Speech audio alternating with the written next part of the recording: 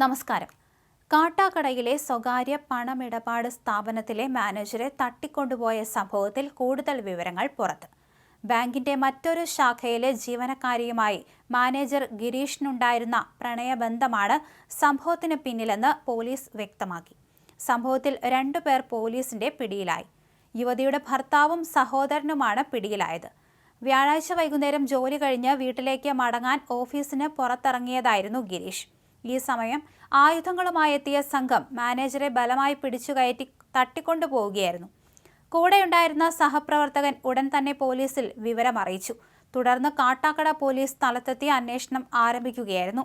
സംഭവത്തിന്റെ ദൃശ്യങ്ങൾ പുറത്തു വന്നിരുന്നു.